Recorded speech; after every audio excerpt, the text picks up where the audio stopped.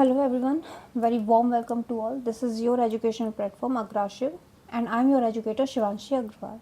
So today we are going to start a powerful vocabulary mastery series especially for SSC, banking, army and defense. So as many of you requested ना, मुझे कुछ ऐसे DMs भी मिले हैं जिसमें आपको ऐसे वीडियो दिए जाएं जो SSC और आर्मी के लिए मतलब कॉम्पिटिटिव एग्ज़ाम्स के लिए हेल्पफुल हो. So here it is and that's why I choose the vocabulary session. But remember that vocabulary कोई वन डे में कवर होने वाला टॉपिक नहीं है. You have got to be disciplined for it. मैं पूरा ट्राई करूँगी आपके एटलीस्ट पर वीक vocabulary को लाऊँ और ये आपका वर्क होगा कि आप इस vocabulary को तुरंत के तुरंत तैयार करते जाएं. अदरवाइज़ ये आपके लिए बर्डन बन जाएगा. So here are vocabulary session. सबसे पहले मैं आपको बता दूँ इस vocabulary का प्रोस्पेक्टिव क्या होगा. तो ये आपके कॉम्पिटिटिव एग्ज़ाम को कवर करने के लिए है और ये किस टाइप के आपके एग्ज़ाम्स या एरियाज़ को कवर करेगा. तो ये आपके एसएससी के तीनों फेजेस, ये आपके सीजीएल, सीएचएसएल और एमटीएस, इसके अलावा बैंकिंग, डिफेंस और आर्मी जैसे एग्ज़ाम, एनडीए और सीडीएस जैसे एग्ज़ाम, यूपीएससी, स्टेट पीएससी, इसके अलावा ये आपके जो वनडे एग्ज़ाम्स होते हैं ना, एमपी पुलिस, जेल प्रहरी, ये उनके लिए भी हेल्पफुल होगा. अगर आप थोड़ा भी कंसर्न हो अपने एग्ज़ाम को लेकर, अपने एग्ज़ाम के सिलेबस को आपने देखा होगा, PYQs देखे होंगे, तो आपको पता होगा कि वोकेबलरी आपके इस इंग्लिश वाले सेशन में कितना ज़्यादा रोल प्ले करता है या क्या कोर रखता है इन एग्ज़ाम्स में.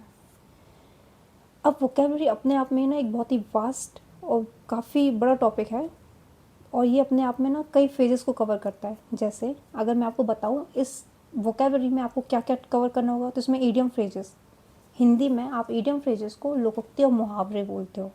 फ्रेजल वर्ब्स ये स्पेशल वर्ब कॉम्बिनेशन होंगे जिसमें किसी एक वर्ड के साथ इसमें कोई वर्ब होगा, उस वर्ब के साथ ही क्या जुड़ जाता है, प्रपोजिशन जुड़ जाएगा या कोई एडवर्ब जुड़ जाएगा और फिर उससे उसका एक अलग ही मीनिंग निकलता है.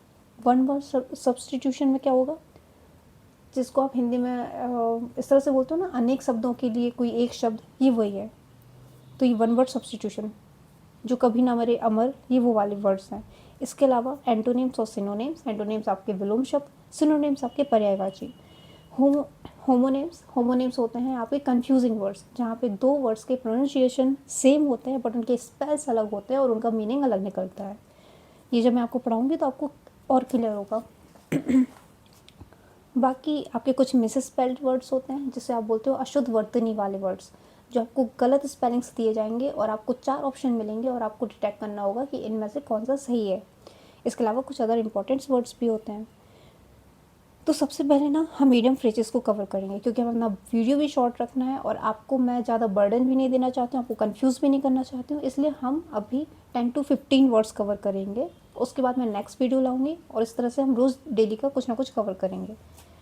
As I have said you कि आपको ये वोकैब्स ना तुरंत के तुरंत तैयार करना है, अदरवाइज़ ये आपके लिए बर्डन हो जाएगा. तो actually you will be surprise to know that कि एक अल्फ़ाबेट, मतलब अगर मैं ए की बात करती हूँ तो ये मोर देन 200 वर्ड्स कवर करता है ना. तो आपको थोड़ा सा इस पर फोकस होना पड़ेगा कि पहले हम ए कवर करेंगे, फिर बी, सी, डी, इस तरह से हम जाएंगे और ये जेड तक हमारी सीरीज़ जाएगी.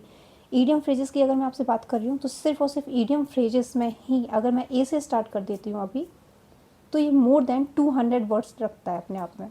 फिर इसके बाद हम बी पे जाएंगे, फिर हम सी पे जाएंगे और इस तरह से करते करते हम जेड तक पहुँचेंगे.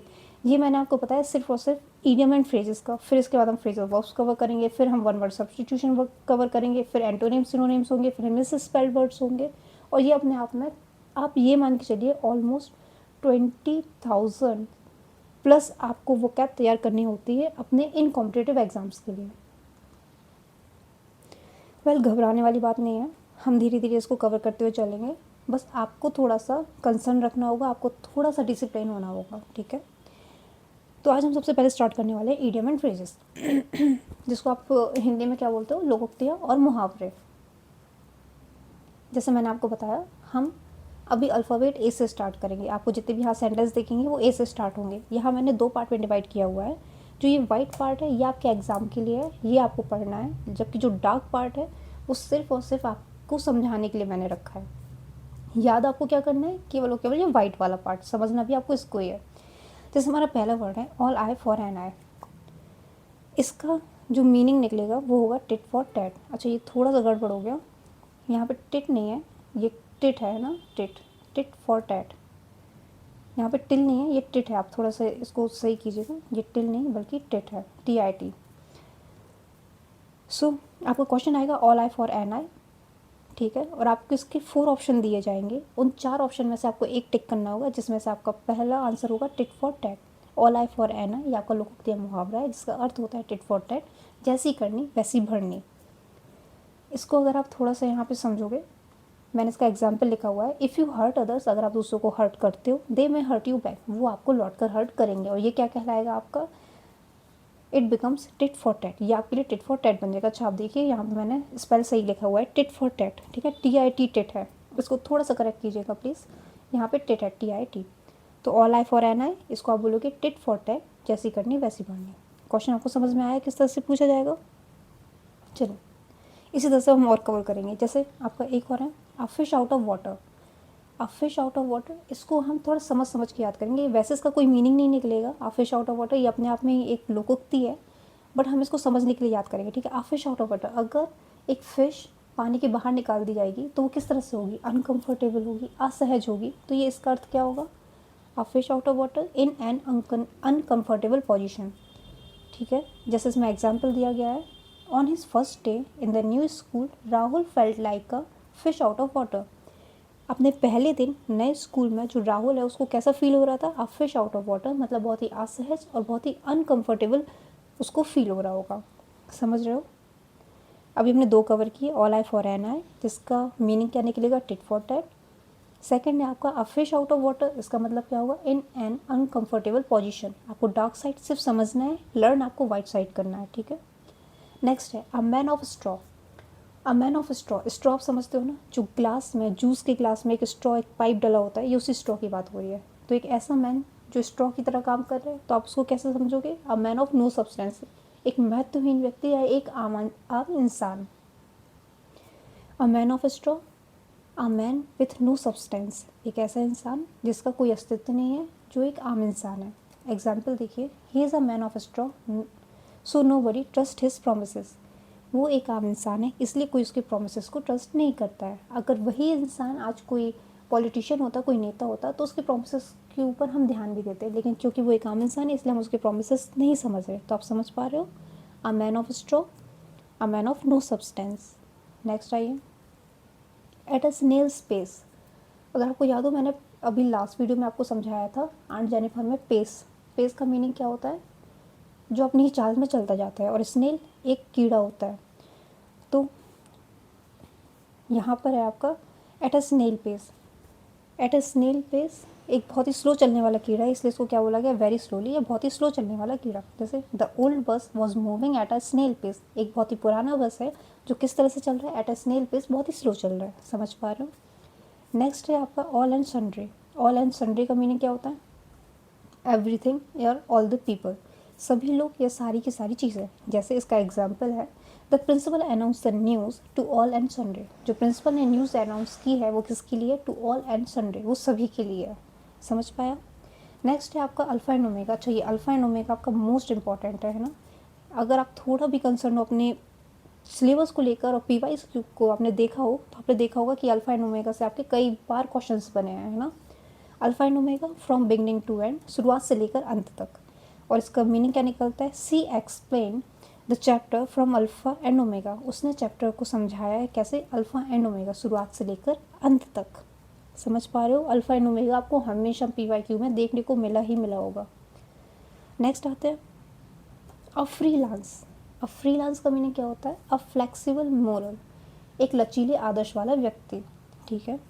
एक ऐसा इंसान जो परिस्थिति के अनुसार अपने आदर्शों को बदल लेता है। आप उसके लिए क्या यूज़ करते हो, अ फ्रीलांस, ठीक है। अ फ्रीलांस का मीनिंग क्या है, अ फ्लेक्सिबल मोरल, एक लचीले आदर्श वाला व्यक्ति। एग्जाम्पल देखिए, he works as a freelance writer for different companies. वो वर्क करता है, वो कार्य करता है डिफरेंट कंपनीज के लिए, कैसे, एज अ फ्रीलांस राइटर, मतलब जिस जिस कंपनी में जाएगा उसके लिए वो एज अ फ्रीलांस राइटर की तरह वर्क कर रहा होगा। समझ पा रहे हो आप। नेक्स्ट पे आइए, एट एन आर्म्स लेंथ।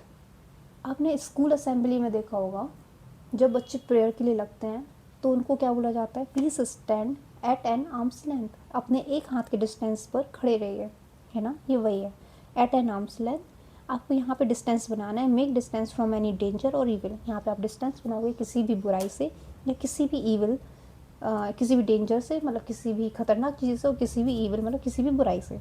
समझ पाए? एग्जाम्पल देखिए, she kept herself at arms length from bad company, वो अपने आप को दूर रखती है बुरी संगतियों से, ठीक है। तो at an arm's length, make distance from any danger और ईविल। नेक्स्ट है at loggerheads. At loggerheads, एक ऐसा हेड या एक ऐसा दिमाग जिसमें बहुत कुछ भरा होता है, ठीक है, एट लॉगर हेड्स। ये मैं आपको समझाने के लिए बता रही हूँ, बाकी आपका इसका कोई मीनिंग नहीं निकलता है, मैं आपको वापस रिपीट कर रही हूँ ना। तो एट लॉगर हेड्स, अगर आप इसके बारे में पूछोगे इसका मतलब क्या होगा, तो इसका होता है इन डिस्प्यूट और क्वेरलिंग। एक ऐसा हेड जिसमें बहुत कुछ भरा हुआ है, वो कैसा होगा, एक झगड़ालू दिमाग होगा। तो इसलिए इसका मीनिंग क्या निकलता है, इन डिस्प्यूट और क्वेरलिंग। इन डिस्प्यूट का मतलब क्या होता है, झगड़ालू इंसान, है ना। इसका एग्जाम्पल देखिए, the two brothers were at logger hats over property. जो दो भाई हैं वो क्या कर रहे हैं, वो लॉगर हैट्स हैं, मतलब उनकी भी झगड़ा हो रहा है, किस बात को लेकर के, ओवर अ प्रॉपर्टी, मतलब प्रॉपर्टी को लेकर के। नेक्स्ट आइए, अल्मा मैटर। अल्मा मैटर आप ऐसे समझिए, अल्मा मतलब एक अलमीरा या अलमारी की बात हो रही है जिसमें बहुत सारी बुक्स रखी हुई हैं, मतलब उसमें क्या रखा हुआ है, स्टडी मटेरियल, ठीक है। तो अल्मा मैटर एक ऐसी संस्था या एक ऐसे इंस्टीट्यूट को आप कहीं ना कहीं प्रेफर करते हो जो स्टडी से रिलेटेड है। तो अल्मा मैटर एक स्टडिंग इंस्टीट्यूट के लिए यूज़ होगा, ठीक है। याद करने का तरीका है, एक अलमारी जिसमें बहुत सारे आपके बुक्स वगैरह रखे हुए हैं या स्टडी मटेरियल रखा हुआ है, तो अल्मा मैटर हमेशा माइंड क्लिक होना चाहिए अल्मा मैटर पे, स्टडी मटेरियल या स्टडिंग इंस्टीट्यूट। ये आपके ना बहुत ही इंपॉर्टेंट वर्ड्स हैं, बैंकिंग एग्जाम में alma mater max to maximum time पूछा गया है ना, खासकर IBPS एग्जाम में, तो आप थोड़ा सा ध्यान रखिएगा।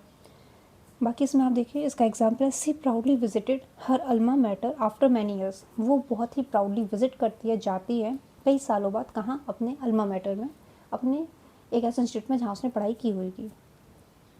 नेक्स्ट है at the outset. At the outset मतलब इन स्टार्टिंग, बिल्कुल शुरुआत से।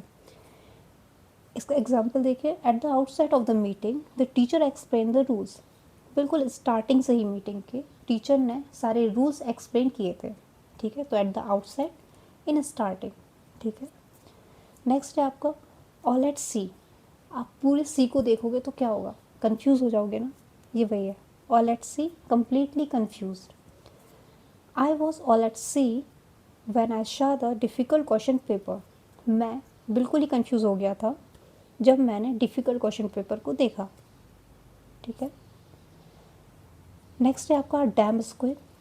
अ डैम स्क्विब का मीनिंग होता है अ डिसअपॉइंटिंग रिजल्ट। अ डैम स्क्विब आप कैसे यूज़ करोगे, जब आपको अपेक्षाकृत आपका रिजल्ट आपको नहीं मिलता है ना, तब उसके लिए हम यूज़ करते हैं अ डैम स्क्विब। जैसे the movie was a dam squib, जो ये मूवी थी ना वो डैम स्क्विब थी, वो बहुत ही अनापेक्षित रिजल्ट देने वाली थी, जिसकी आपने अपेक्षा ही नहीं की थी, उसने ऐसा रिजल्ट दिया। क्यों, आफ्टर सच अ प्रमोशन, क्योंकि उस मूवी ने अपना खुद का बहुत प्रमोशन किया था। तो आपके एक्सपेक्टेशंस होते हैं ना, मूवी का प्रमोशन आया मतलब मूवी अच्छी होगी, but when you saw it you just say a dam squib, ये तो बहुत ही डिसअपॉइंटिंग थी, बहुत ही ख़राब मूवी रही, ठीक है, जो आपने एक्सपेक्ट भी नहीं किया था, ये उस टाइप का था। नेक्स्ट, ये आपकी लास्ट स्लाइड है, at the top of the tree. Tree के बिल्कुल टॉप पर, ठीक है। इसका आप मीनिंग निकालोगे, at the peak of one's profession. Peak क्या होता है, जो पहाड़ के ऊपर जो पीक होती है ना, चोटी, उसको बोलते हो आप पीक। चोटी को आप क्या बोलते हो, पीक बोलते हो। तो ये वही है, at the top of the tree, किसी भी ट्री के बिल्कुल टॉप पर पहुंचना। इसका मीनिंग क्या है, at the peak of one's profession, जब कोई इंसान अपने कैरियर, अपने प्रोफेशन में बिल्कुल टॉप पे पहुंच जाता है। After years of hard work, बहुत सालों की मेहनत के बाद, she is now at the top of the tree in her career. वो अपने कैरियर के बिल्कुल टॉप पर पहुंच गई है, ठीक है। और आज का लास्ट क्वेश्चन है इसमें, अ storm in a tea cup. स्टोम का मतलब होता है तूफान, सॉरी, स्टोम का मतलब होता है तूफान, इन द टी कप, एक चाय के कप में, ठीक है। अब एक चाय के कप में तूफान का आने का मतलब क्या है, कुछ भी नहीं, महत्वहीन है। तो यहाँ पे यही है, आप पीटी स्क्वेबल। आप पीटी स्क्वेबल मतलब महत्वहीन, कोई मतलब ही नहीं। एग्जाम्पल देखिए, their argument over a pen was just a storm in a tea cup. उनका आर्ग्यूमेंट एक पेन के ऊपर कैसा है, स्टोव में ना टी कप है, एक पेन के ऊपर कोई आर्ग्यू करे तो आप क्या बोलोगे, बहुत ही बकवास और बहुत ही महत्वहीन टाइप का ही है। तो ये वही है स्टोव में ना टी कप। ये आपके टोटल मैंने आपको 15 आपके इडियम एंड फ्रेजेस कवर करवाए हैं, जिनमें आपको मैं थोड़ा सा बता दूं। जैसे आपका फर्स्ट क्वेश्चन था ऑल आई फॉर एन आई, इसका आपने आंसर किया था टिट फॉर टैट। यहाँ पे टिट कीजिएगा, मैं वापस बता रही हूँ, TIT है, ठीक है, टिट फॉर टैट। ये क्वेश्चन SSC में आपने मैक्स टू मैक्स देखा होगा। आर्मी में एग्जाम में ये क्वेश्चंस आपके आते हैं, अगर आप PYQ सॉल्व करोगे तो आपको दिखाई देंगे, ठीक है। फिर आपका फिश आउट ऑफ वाटर, इसका क्या बोला, in an uncomfortable position. Next है आपका a man of straw, a man of no substance, जिसका कोई अस्तित्व ही नहीं। At a snail pace very slow, ठीक है। ऑल एंड सन्ड्री, एवरीथिंग या और the people. Alpha and omega, ये आपका मोस्ट इंपॉर्टेंट है, आपका स्टार्ट भी कोई वो कैप करता है ना तो अल्फा एंड ओमेगा पढ़ाते हुए ही करता है। Alpha and omega from beginning to end. A freelance, a flexible moral, जिसके नैतिक आदर्श क्या होते हैं, बहुत ही लचीले होते हैं। At an arm's length, make a distance from danger और इविल, जहाँ आपको डिस्टेंस बनाना है किसी भी बुराई से। एट लॉगर हेड, ये आपका इंडिस्प्यूट और क्रेलिंग कहलाता है, लड़ाई झगड़ू वाला दिमाग। Alma mater, studying institute, Alma का मतलब ये है स्टडी। एट द आउटसाइड, बिल्कुल स्टार्टिंग से, ठीक है, एट द आउटसाइड बिल्कुल स्टार्टिंग पे, इन स्टार्टिंग। ऑल एट सी मतलब कम्प्लीटली कन्फ्यूज, जहाँ आप पूरी सी को देख रहे हो और कन्फ्यूज हो रहे हो। अ डिसअपॉइंटिंग रिजल्ट, जिस रिजल्ट की आपने अपेक्षा ही नहीं की थी, ठीक है ना, a disappointing result. At the top of the tree, at the peak of one's profession, जब कोई अपने प्रोफेशन में बिल्कुल टॉप पे पहुंचता है। और एस्ट्रोमिना टीकअप, ये आपका पेट स्क्वेबल मतलब महत्वहीन है, समझ गए। आपको एक क्वेश्चन दिया जाएगा एस्ट्रोमिना टीकअप, इसके 4 ऑप्शन होंगे और आपको पता होना चाहिए इसका मीनिंग क्या है, तो आप पेटी स्क्वेबल, इतना आपको याद करना है।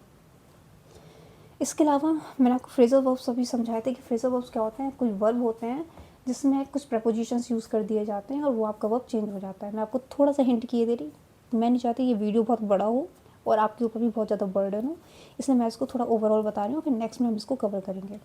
जैसे मैंने एक्ट लिया, यहाँ पे एक्ट के आप 3 पॉइंट्स देखोगे, जैसे एक्ट ऑन, एक्ट अपॉन और एक्ट फॉर, तीनों में अलग अलग प्रपोजिशन यूज़ हुए हैं और तीनों का मीनिंग चेंज हुआ है। जैसे एक्ट ऑन प्रभाव डालना, एक्ट अपॉन सुझाव पर चलना और एक्ट फॉर किसी के स्थान पर कार्य करना। आपको याद ये 3 वर्ड्स रखने हैं, ठीक है। इसके मैंने कुछ एग्जाम्पल्स लिखे हैं, जैसे the medicine acts on the brain quickly, जो मेडिसिन है वो क्या कर रही है, बहुत ही क्विकली, बहुत ही जल्दी प्रभाव डाल रही है ब्रेन पर। एक्ट अपॉन सुझाव पर चलना, he acted upon his teachers advice, वो हमेशा अपने टीचर की एडवाइस पर चलता है। और एक्ट फॉर किसी के स्थान पर कार्य करना, the lawyer will act for his client in court, जो लॉयर होता है वो अपने क्लाइंट के स्थान पर कोर्ट में क्या करता है, मुकदमा लड़ता है। इसी तरह से मैंने एग्री के किए थे, इसके अलावा कुछ ट्रिक्स भी बनाए हुए हैं। इसके अलावा फिर आपका आस्क है और राइव है। तो इस तरह से हम धीरे धीरे करके चीज़ों को कवर करते जाएंगे, स्टेप बाय स्टेप जाएंगे, ताकि हमें कहीं पे भी कोई भी कन्फ्यूज़न ना हो। So this is how we will learn every topic in easy manner with Hindi explanation और साथ में एग्जाम्पल्स के साथ। इंस्टीड ऑफ रशिंग ना, हम स्टेप बाय स्टेप इनको कवर करेंगे। You just proper note down it, ताकि बाद में आपको कोई प्रॉब्लम क्रिएट ना हो। इवन जब मैं आपको पढ़ा रही हूँ और आपको कोई भी वर्ड ऐसा दिख रहा हो जिसका आपको हिंदी लिखना चाहिए, तो आप प्लीज़ उसको हिंदी में नोट डाउन कीजिए, ठीक है। So if this series genuinely helps you ना, एंड आप चाहते हो to continue this complete vocabulary journey, so please stay connected and keep supporting. Till then keep learning, keep growing and keep shining. और हाँ, वो प्लीज़ लाइक एंड सब्सक्राइब। और जहाँ तक हो आप मुझे बताएं, आपको ये वोकेबलरी अगर समझ में आ रही है तो हम इसी तरह से आगे बढ़ेंगे। So that's it, thank you for watching.